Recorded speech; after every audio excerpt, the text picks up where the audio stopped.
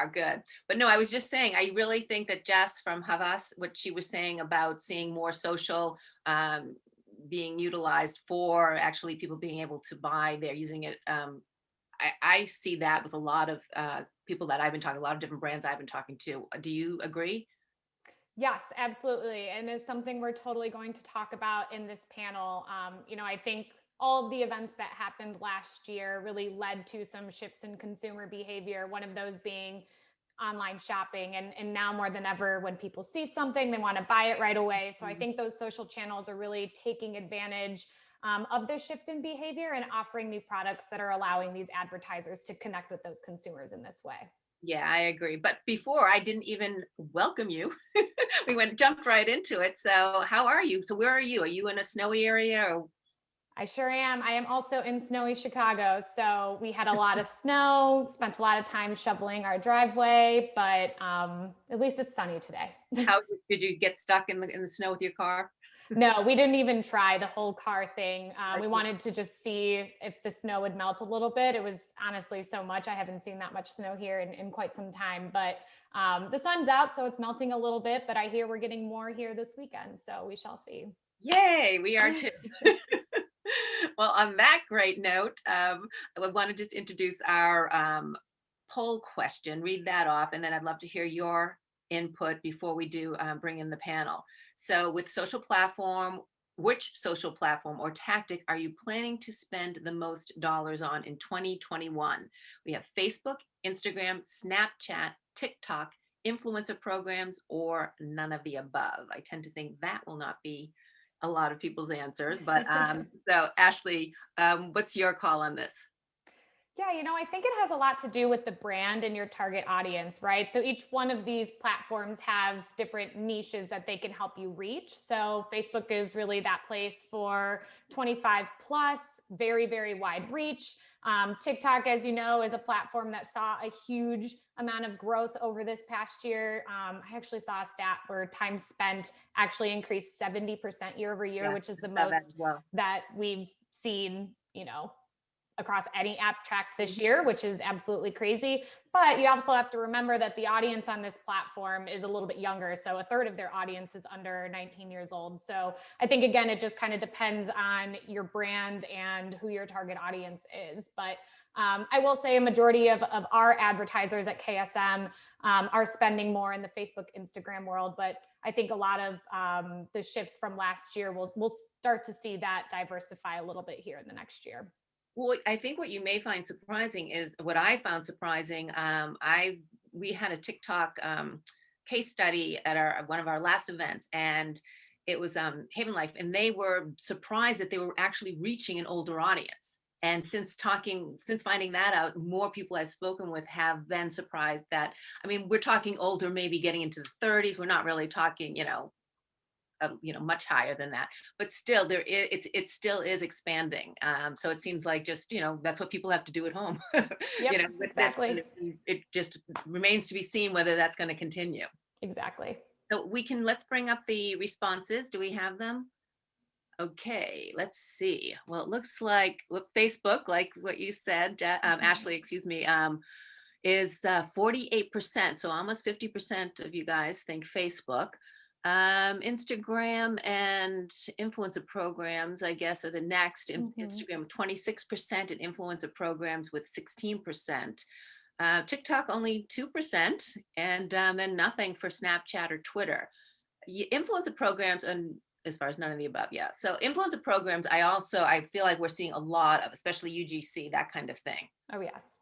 So yeah. Yeah, I agree. And I think what's interesting too is, last year in March, we saw a little bit of a halt in influencer growth, just given the pandemic. But, it was figured out pretty quickly and growth was extremely vast throughout the rest of the year. And it's now actually projected that I want to say 68 to 70% of advertisers moving into the next year are going to be utilizing social media influencers, which is a pretty big gain from what we've seen in the past. So I'm not too surprised to see that at all.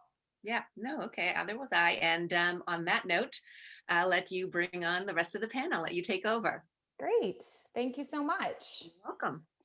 All right. So just to take a step back before I introduce the panel, I'm Ashley Hutchings and I head up the paid social media and influencer function at KSM.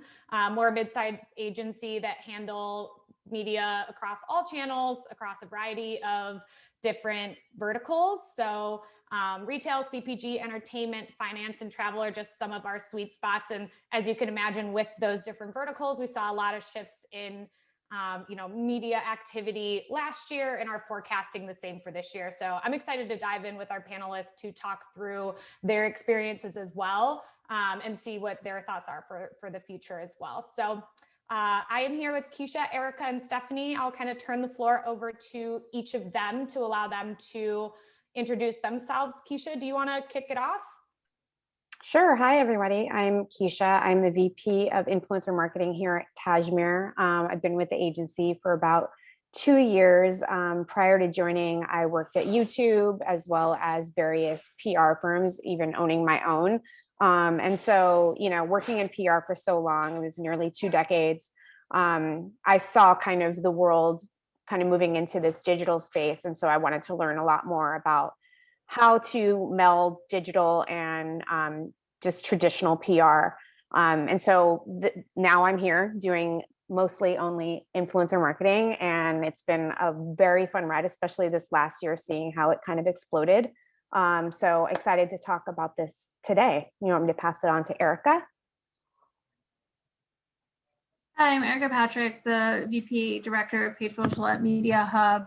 I've been with the agency for almost 9 years now, and have worked on a variety of different accounts and in a variety of different digital channels. I've been focusing mainly on social media for the past few years, to help kind of grow out that team, and as it becomes a bigger and broader discipline, but definitely take a really integrated approach to how we plan and buy paid social along with everything else. My role is focused solely on paid, but we do work with influencers from time to time, in collaboration with clients or with media teams or planning teams, as it kind of is a wide range of how you can work with influencers. But excited to be here today. And hi, I'm Steph Smith. I am the VP Head of Social at Dentsu International. I oversee our social media efforts in the US. So that includes paid social, organic. We do a lot with influencer, and that is growing. So excited that we're going to be talking about that today too. Before I was at Dentsu, I worked client side in travel and e-com. Before that, I spent about 10 years in news and media. So have a bit of a wide range background there, but I'm really excited to be here to talk about what we've been seeing and what we expect to see this next year. Awesome. Well, thank you all so much for introducing yourselves. Before we dive in, I did just want to spend a little bit of time reminding us why we're here and why this topic is so important right now. So I think we can all admit and attest to the fact that this past year was an unprecedented one, and one we must look back on in order to forecast what we're going to anticipate for the future.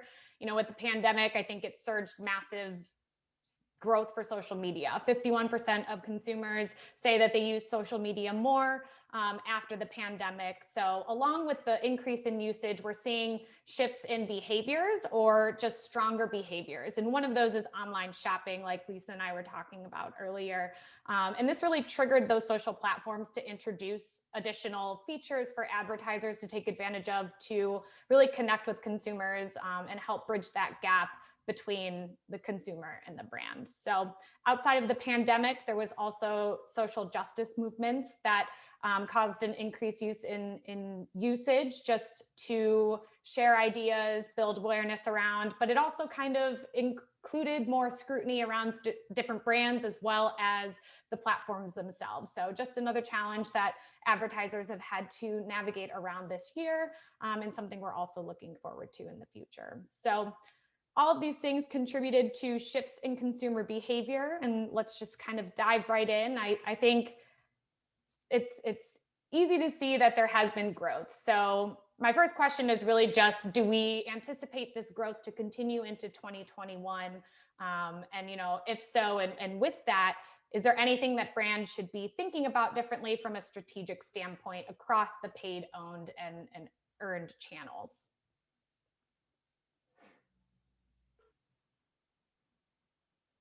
Yeah, so I'll jump in on this one. I think that this trend will continue. I think that, obviously social media is going nowhere. It's only, I think we'll see some popping up of new apps. I think Clubhouse is getting a lot of traction right now. I think we'll see a lot more things popping up like that. I think in terms of brands looking at it and how they can shift, just based on what you mentioned with last year's, everything that happened, I think that brands need to be really more cognizant of culture, right? And making sure that any campaign that they're doing looks like the world we live in. And, here at Cashmere, that's kind of how we operate always. It's always culture first, socially led.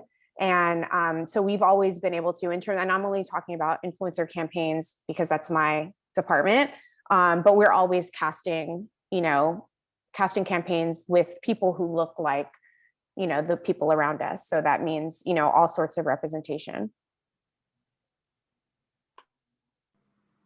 Yeah, and I mean, I can just piggyback some of that. I love what you said about culturally led, Keisha. I think that's really important. And yeah, I mean, I think this last year was unprecedented on every front, right? So I think there's going to be a lot of unraveling still to be done in the second half of 21 and the first half of 22 to really, unpack what behaviors are going to stick and then where we'll continue to see rebound. So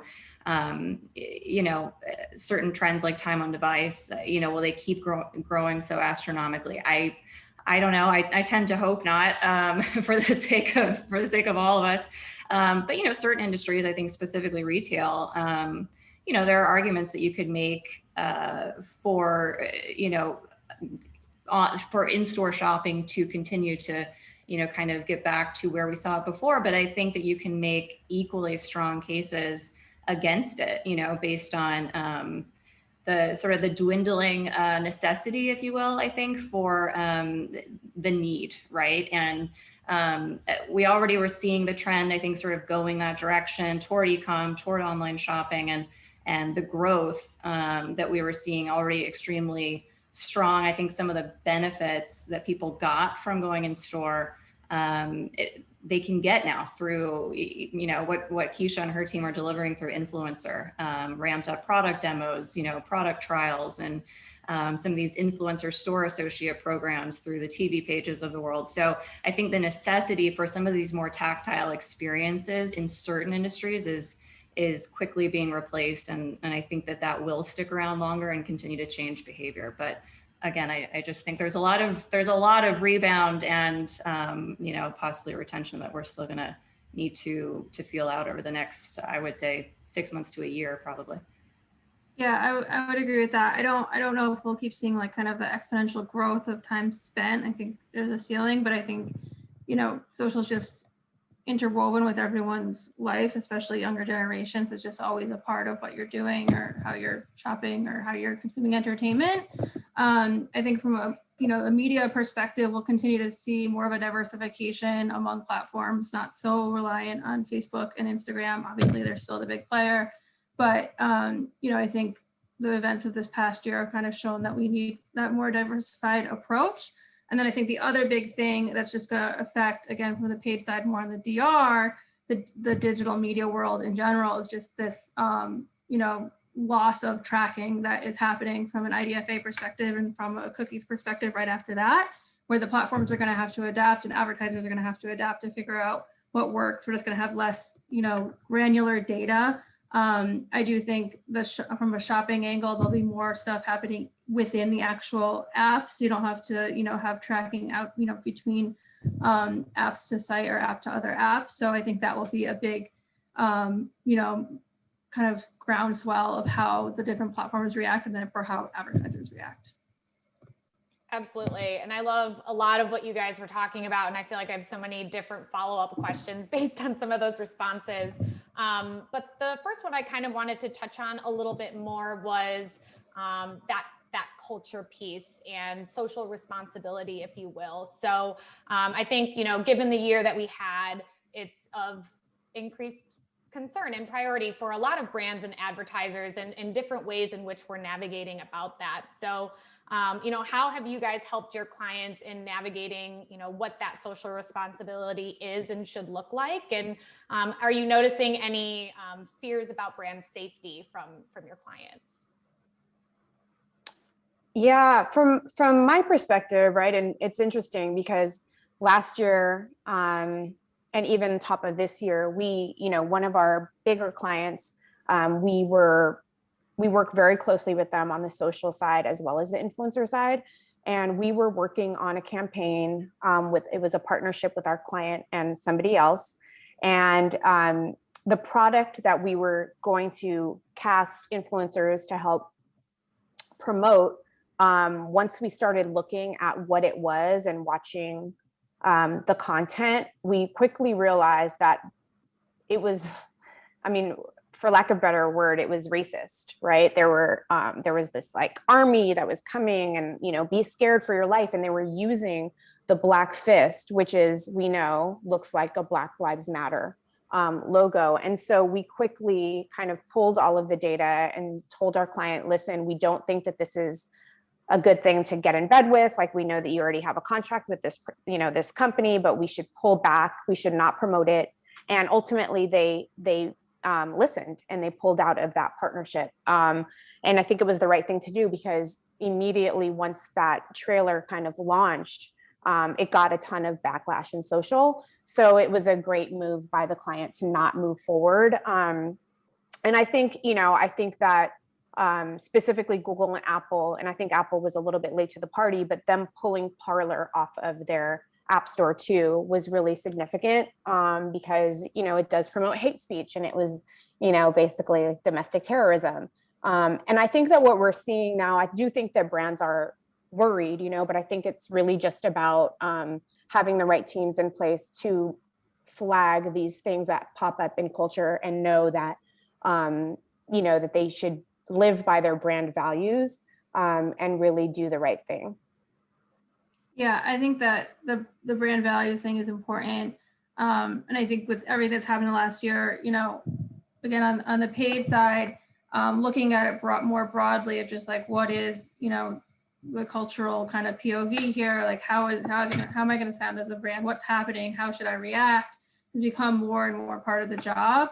And I think any, you know, brands just need to really consider what they're posting, whether it's paid or organic on social, and making sure it's not just, you know, just joining a movement for the sake of it, or trying to take advantage of something, that it's actually reflecting whatever they're posting on social media reflects what they're doing on a larger scale, what they're changing, you know, at their own company. I mean, we saw a ton of backlash, right, with everyone just posting a black square and then never kind of coming back there again. So I think, you know, consumers, especially younger generation, care about what brands say and do. And, you know, there just needs to be that broader approach taken, versus just, you know, being really reactionary in the moment and posting something because it's happening at that moment, but how does your brand fit into that? I think we're even seeing some of that now with, you know, Black History Month and brands wanting to capitalize. And again, it's like, let's sit back and it's not about capitalizing, it's how do you fit, you know, your brand fit into this, not just trying to take advantage of the moment that's happening. Yeah, and I wouldn't have too much to add on to that. I think that all tracks with what we saw. But the one thing I would add is I think that we are in a unique spot, right? Because we have our own personal feelings about culture and politics. We represent a client or an agency that has their own feelings and value system. And you know, we're trying to navigate all three of those at the same time and be sensitive to all of them. So I know that a lot of, you know, our teams within Dentsu were feeling very torn between how do I make sure that my personal values are being represented and I'm not making recommendations that aren't in line with that, but then how do I also be the best steward for my clients' money? So I think there are these more philosophical questions that are going to continue to crop up, and we'll have to address as organizations. So that's where a lot of, our focus has been once we've gotten through some of those, the actual client navigation pieces. But I think those are going to be increasingly important too. Absolutely, I agree. And I like the idea that was talked about, making sure that is applicable across all facets of social, whether it is the paid or the owned, borrowed influencers, all of it should probably align. So that's great. I guess just as a follow-up question to that, making sure that your brand is in that safe light is really important. So do you think that the social platforms, as well as the way in which influencer programs function, allow brands to be in that kind of safe place, or allow them to align with the values in which they're starting to develop on their end? Yeah, I think, there's definitely some changes that need to be made. I mean, Facebook just announced they're working on some new brand safety tools. But I think just the nature of the platforms, it's hard to be completely brand safe, right? Or whatever your definition of brand safety is, it might have to be a little bit different than it is in some other platforms, because the feed is just going to reflect what your consumer engages with. And I think in order to stay relevant in that consumer's feed, like there's, inherent risk, I guess, of bumping up against content that you might not want to be against. I think, there is some need to put some levers in place, but again, like what is the line of what, you consider risky or not. And I think, social media is just a reflection of what's happening in society and culture. So it's hard to think of brand safety, I think, the same way that we do in some other channels where, it's an extensive block list, or we make sure we don't run against this content. So I think more needs to be done to have more control, but I don't think it'll ever be quite as black and white as it is in some other channels.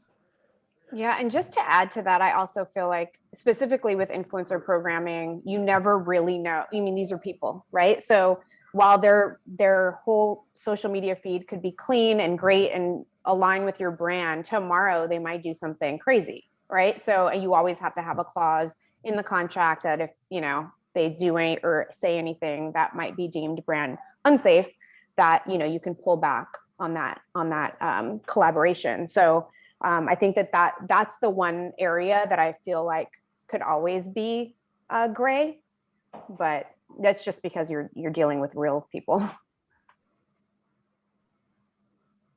Awesome. Sorry, Stephanie, did you want to say something? I don't really have much to add to that. I think Erica covered a lot of what we thought about with, brand safety and the levers there. I mean, I think the platforms will continue trying to please everyone and create all the levers they can.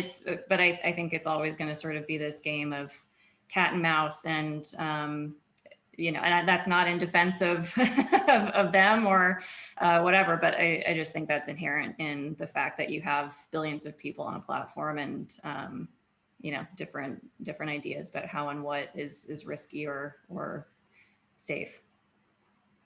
Yes, absolutely agree. Cool. Well, thank you for your thoughts on that. I did want to pivot back a little bit to shopping, since that seemed to be something all three of you talked about in the first question about different shifts or prioritizations. And, I think it's clear that social is definitely a place now where people are going to shop. I even saw a stat somewhere saying that like Pinterest is now the new shopping mall and people go there to browse, right? So people are using social to find things and then purchase things when they see them. So I guess my question is, do you guys see social platforms and influencers ever getting to the point in competing with the big shoppers like an Amazon or a Google? Yeah, I mean, I think a lot remains to be seen. But, I think there'll be different ways that people shop on the platforms. Like you said, even yourself, like more like inspirational, right? And like more browsing than going to purchase like everyday items. I think something we're probably all watching, right, is what happens with TikTok as they grow with their Walmart partnership, or whatever you want to call it. As more kind of e-commerce happens there, I think, we'll see more happen with Instagram and Shop, and that becoming more of a paid platform as well. So I don't know if it will be, quite the same type of shopping as happens on Amazon or even Google. I think there's a lot more, inspiration, and even, I mean, let's be honest, like Instagram's algorithm is very good with ads, right? I think they've really nailed getting people to, especially right now, getting people to buy stuff they don't necessarily need or wouldn't have found on their own. So I think it's more of that,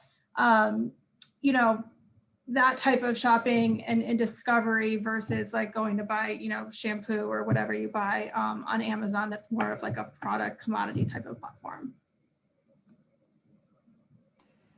I think you literally took the words out of my mouth, Erica. I probably wouldn't have said it much differently. I think that it will continue to grow, but it's like, what is the long-term role that social should play in that purchase journey across the board? And I think, Erica, that's what you called out, spot on. And will or should Instagram ever be like the actual marketplace? I don't know. And I don't know that in the near future, that's the most valuable role that, it can be playing for probably the largest sector of our clients. I mean, I can tell you, I love purchasing stuff through Instagram. It's seamless, it's fast, it's, my information is saved, don't tell anyone. It's great. And I think it beats out actually the Amazon experience from my standpoint right now. But again, I think it's in the short term, very limited in probably the wide expanse of products and clients who can scale it quickly to make it efficient. Yeah, I agree with everything that both of you said. I don't have anything to add. I am guilty of Instagram shopping.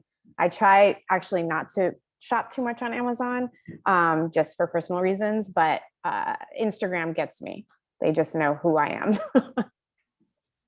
Yep, absolutely. Kind of sounds like, Instagram's kind of that place for discovery and those wants, where maybe Amazon right now is more of that need place where it's, instinctive. You already buy that thing and you're just going back to repeat purchase. So it does seem like the platforms have different use cases. So it'll be interesting to see how that evolves over time for sure.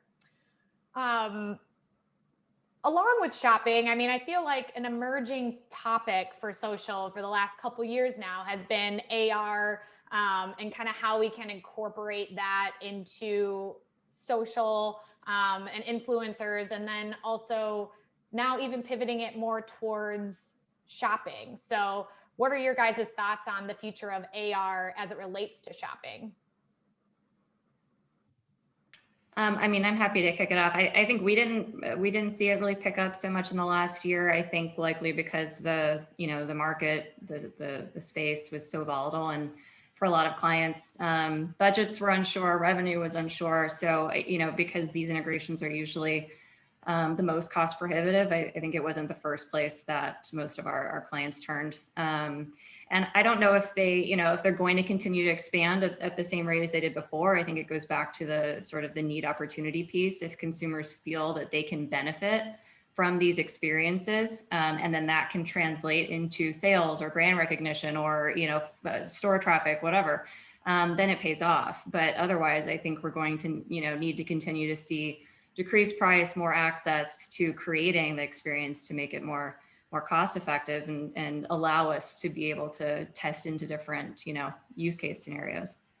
Yeah, I think that's exactly right. And I know there's a lot of different vendors right now that the prices have come down, but I think it is not even if it's cost or just like the time commitment to build out this whole new experience, right? We've definitely tried it in a few cases, with retailers kind of trying on, a new sneaker that launched, for example. And I think that there are some really cool executions. Can it scale in a massive way? I'm not convinced it can yet. Maybe that's years down the road. And I think, something also important to keep in mind is, especially, Facebook, Instagram, social in general, there's so many small business advertisers. Like, are they that, are really successful from a D2C perspective? Are they going to have the resources or the want or need to, build out these AR programs? So I think it will continue to grow, but definitely isn't like the main priority for any of the clients that I'm working with at the moment. Yeah, I think for us, right, I think there is a barrier of entry for AR programming. I think that where I'm seeing it grow more is on the marketing space, right? And if it's not so much about shopping, but it's more about, oh, let's do this virtual event and it has this AR component. So I'm seeing some uptick there, but as far as shopping, I do think that I haven't seen a ton of usage unless it's a huge brand like a Nike. Awesome. I would just add that, I mean, I think some of the coolest executions that I was seeing prior to, let's say, March of last year, were in, like Sephora did some really amazing stuff. And that really stuck in my mind, but it was largely to drive in store, right? So I think there's a lot over the last year that we're going to go through a period of time for the next year, I think, where we'll be seeing how trends are going to change, or, like I mentioned earlier, bounce back versus not, because, if your goal is foot traffic and we're going to see a continued drop there, and it's just really hard to, I think, make massive guesses about where something like AR is going to take us in the future. I think just one more thought here is travel could be an interesting place for it too. We did like a little test with Snapchat, just kind of transforming or transporting someone to a destination, especially with like hotel room tours and things like that. But obviously that industry has been so waylaid by the pandemic. I think it'll take them a while to to get back to a place where they're kind of testing new things like that might not have an immediate return, but I could see that being a potential growth opportunity, maybe even more than like true shopping, or parallel to shopping. Awesome. Yeah, I agree. And I know a majority of you have some travel experience, and it's obviously an industry, like you mentioned, Erica, that was hit pretty hard. And I think a lot of those brands are starting to see, the light at the end of the tunnel of this year in terms of opening back up, and then things keep changing. So for those clients specifically, whether it's travel or any other vertical that has been really hit hard by the pandemic, what are some shifts in strategies that you guys are seeing successful that allows you to pivot? Because every day is a change in our climate right now. So just curious your thoughts there.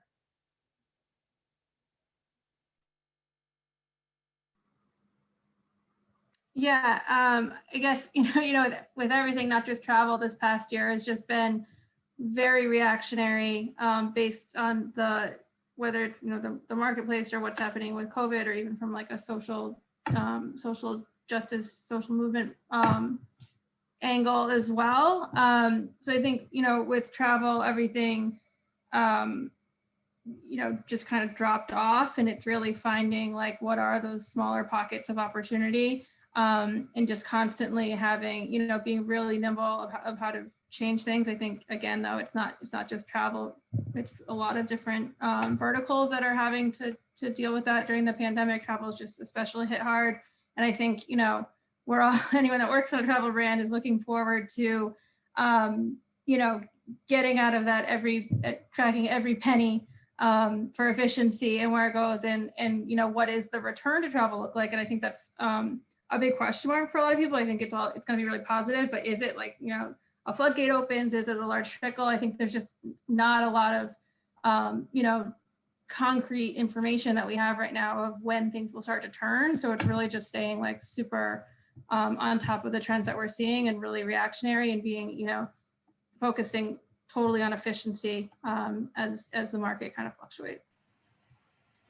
Yeah, I mean, and my finger's been off of the pulse, the day-to-day pulse of travel for a while now. So in terms of the performance that a lot of these travel clients were seeing back in March, I'm not totally sure, but I'd imagine there are certain areas, loyalty and rewards programs, for example, business incentives and so on, that I know are very profitable when it comes to returns, that just aren't, and I think may not be for some time to come, going to be a focus for for a lot of travel brands, depending on the future of business travel, obviously, as we go forward. So I think it's clear that airlines took the largest hit this year. I think that goes probably without saying, but The one I think we'll start to see a rebound there, though, much more quickly, because it's that is a necessity. Whereas, how different hotel chains, I think, will respond and, and react. And if people's, preferences in terms of where and how they stay and those types of amenities, I think that might be a little more up in the air too. But yeah, they were hit hard. That's for sure. Absolutely. And just, I know we talked about efficiency and measuring that ROI and things like that.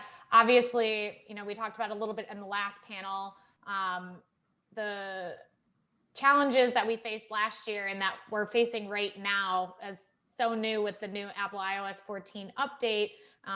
Measurement's going to be a little bit of a hurdle here moving into this year. And I know it's super new and everybody's still navigating it.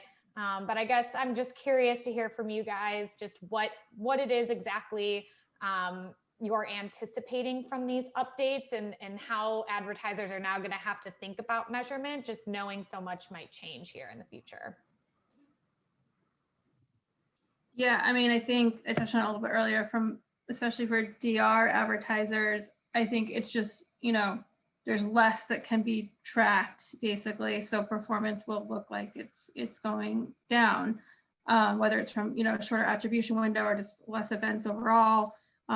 With Facebook changes, it's, it requires kind of a lot more coordination across entities because of, the nature of some of the changes that they've made with the limitations on what can be tracked. But again, I think the social platforms are probably going to be some of the most hard hit with the IDFA change that's coming, just from the functionality there. But then the cookies change is right behind it. I think social measurement, there's always been a lot of limitations, right? Where, for third-party measurement that can measure campaigns holistically. So it'll be interesting to see, if there are new partnerships formed, so there can be more of that holistic measurement if the walled gardens continue to, keep their walls high. But, just trying new things and adapting. And I think being advertisers and agencies both, just being really flexible and understanding it's kind of a whole new world that we're navigating and are just, gonna have to learn as we go, since, so much is changing. And even, Apple doesn't really communicate a ton, like an exact timeline. Facebook is kind of sharing bits and pieces as they develop their own system. So, I think it'll an important thing, obviously, for everyone to really keep an eye on. And we'll just have to be as prepared as we can, but also just kind of figure it out as some of these changes are actually implemented.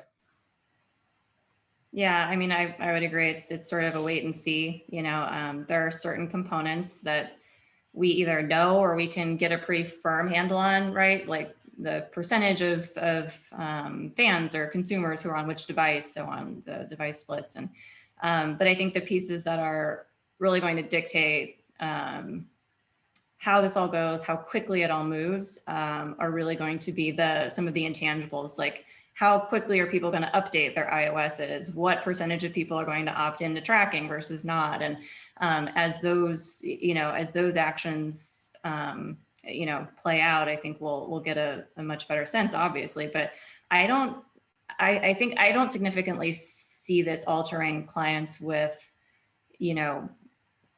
fairly robust current social programs, with measurement plans in place. I see it more as, a potential obstacle for these newer brands getting on, D2C disruptor brands who don't have as many benchmarks to work with, who don't know the space as well. I think that, it's going to be probably some tough road for them to navigate for a while.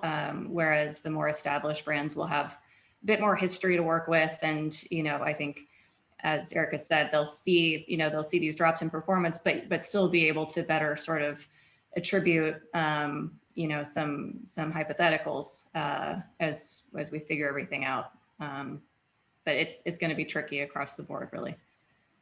Yeah, and just to add, I don't deal with a lot of paid social other than the influencer campaigns, but I will say that, you know, by giving influencers bespoke links and being able to kind of track who's clicking and buying, that's one way to measure. I don't think that brands should rely solely on influencer, obviously. So if it's, you know, something where they're putting paid or whitelisting to boost that content to kind of help those links get used more, then that is something I think they can do, but it's something they're already doing. So this is like a big question mark, I think, for a lot of brands.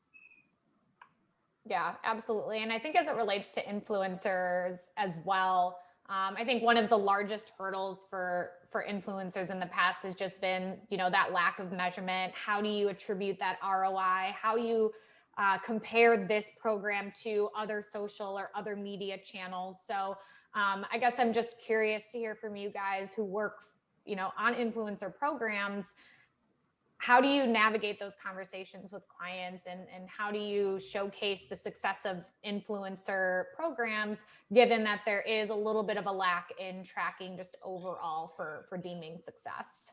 Yeah, I think, you know, from my perspective, and it's every client is different, right? So just like figuring out what the KPIs are for that campaign. I know we've done a ton on Twitter where we've tried to utilize the perfect mix of influencers to get a trending topic happening. And we've been pretty successful with a bunch of our campaigns to actually trend without putting any paid behind it.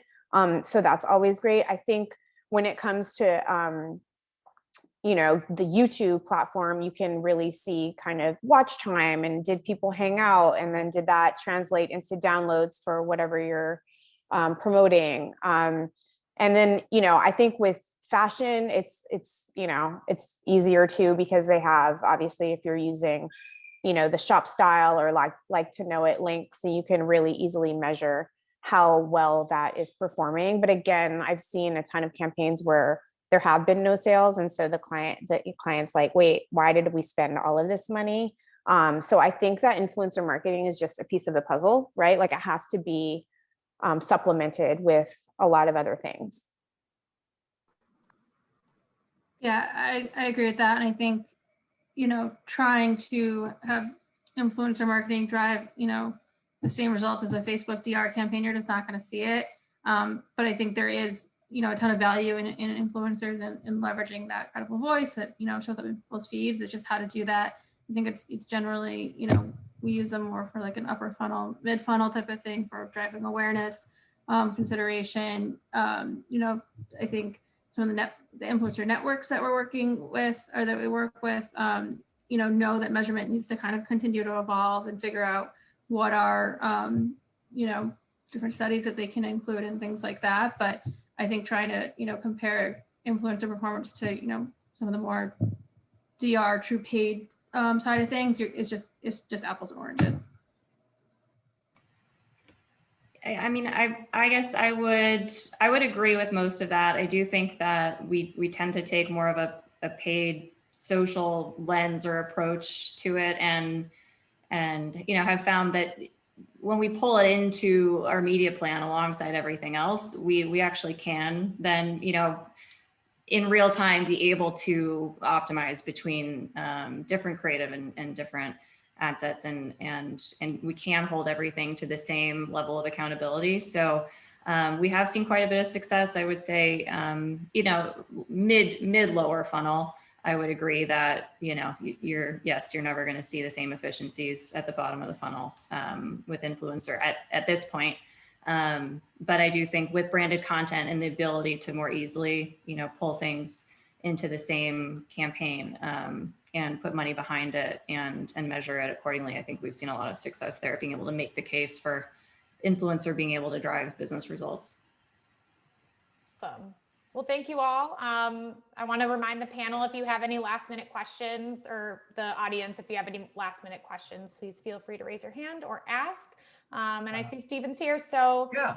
Hi. What are the questions Hi, guys. we have? Thanks for doing this. I want to make sure that we squeeze in a couple of questions. This actually from one of our reporters. They want to flip the original poll question, which was on where most of your money is going to be going this coming year, to which social platform do you think among the majors you will be growing your spend the most? So where will you be moving more money? I'm always trying to get clients on TikTok more. I think that, people are used to, Instagram and Twitter and Facebook. But I think that TikTok is a platform that's super interesting and could really drive a lot of awareness and consideration. Yeah, I would agree. TikTok, hands down.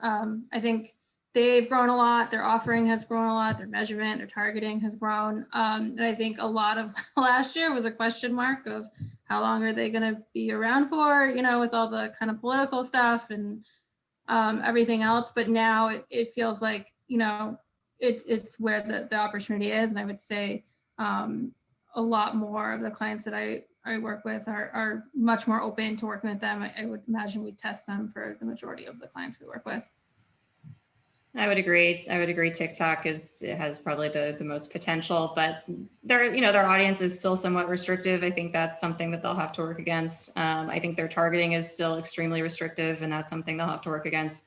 So they have a ways to go, but as they remind us, and I'm sure they remind Keisha and Erica like daily, we're only like a couple of years old, you guys. Just have patience. I'm like, yeah, well, if you want to play with the big kids, you gotta. So a quick follow-up. How about Pinterest? I've heard so much about Pinterest growth, or is Pinterest even, do you really consider that within the social realm? Yeah, I mean, yeah, we definitely do. I think that there was a period of time in the past year where I don't know about you guys, but we did see quite a bit more conversation happening around it. But it has, I think, to a degree, kind of evened out, and it's hard to say. I think with COVID and people at home, there was a lot of anticipation. Are people going to be spending more time on DIY projects and home projects, and so we were seeing a lot of opportunity there. But I think we've kind of hit this weird wall with them. So I do think it'll continue to grow. I think that TikTok has a much larger capacity to see that growth scale more quickly. I would almost say that LinkedIn, I think I'm always the weird LinkedIn fan in the room. I think that they do have quite a bit of opportunity to grow. I wanted to ask that of the rest of you, is if there's one platform you would say keep an eye on over the next year that might surprise us in terms of what its use as a marketing vehicle. I guess, Stephanie, you'd say LinkedIn? LinkedIn or Reddit, yeah. Reddit? Reddit. Anybody else? Yeah, I think I agree with Reddit. Yeah, Reddit, and then, just again, continuing to see where TikTok goes. I think that's the obvious shining star. And yeah, I agree. I think, especially this year with brand, going back to the brand safety thing, I think, more people wanted to look at LinkedIn, but I think, it has to be the right fit in general. And Pinterest, I would agree with Stephanie. I think there's definitely opportunity there, but TikTok's just like the shining star right now that's going to, I think, see the most growth, where Pinterest might be more steady. And again, like figuring out what the consumer is doing on the platform as life changes and opens up again, hopefully. And I would just add one thing, and that being, I think that one of our jobs is to kind of see through what is, trendy at the moment and look at what the long-term potential is. Like, I'm saying Reddit right now, and I'm very cognizant of the fact that it's been in the news the last week. Everyone's on it. Everyone is, buzzing about Reddit. Does that mean it's a fit for all of our clients? Absolutely not. And probably only a smaller subset. So TikTok, I think we would all maintain that does have a lot of opportunity. But again, with social, we're, name dropping every week. There's a new bad thing, good thing that's coming into the news. So it's important to be able to kind of look over that for the longer term. So Ashley, Erica, Keisha, Stephanie, thank you so much. That was really interesting. Thank you. Thanks for joining us. Thanks. Thanks, everybody.